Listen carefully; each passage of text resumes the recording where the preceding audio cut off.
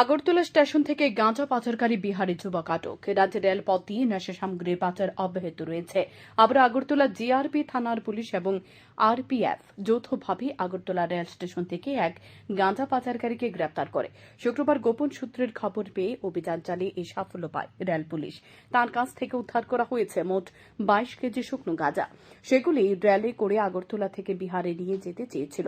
Agartala GRP থানার OC Tapas Das এই খবর জানিয়েছে। শনিবার তাকে আদালতে তোলা হয়। গাঁজা ও ফেন্সিডিল অ্যাসকোপ কারবারিরা যে এখনও রেলপথ ব্যবহার করছে এ ঘটনা তার আবারও প্রমাণ করে। গতকালকে আমরা একজন বিহারের একজন বাসিন্দাকে অ্যারেস্ট করেছি। ওনার কাছ থেকে 22 কেজি গাঁজা পাওয়া যায়। তো উনি বলছেন যে এগুলি 5400 টাকা কেজি করে কিনেছেন উনি।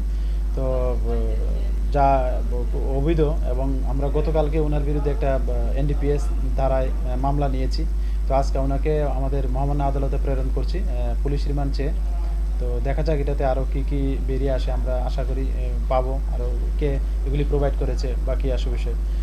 সেম আমরা গতকালকে কিছু অ্যাসকোপ এবং ফেন্সিডিলও উদ্ধার করেছি আমাদের রেল স্টেশন এবং রেল থেকে, যেগুলি মানে কোনো মালিকানা পাওয়া যায়নি। তো যদিও আমরা কালকে একটা এটার ইনকোয়ারি স্টার্ট করে দিয়েছি যে এটার পিছনে কে যুক্ত আছে বা কে সে এগুলার অবৈধ জিনিসগুলার মালিক। তো এগুলো আমরা দেখছি খতিয়ে, এবং আমরা ওইটার উপর নির্ভর করে পরবর্তী আমরা লিগ্যাল অ্যাকশনে যাব।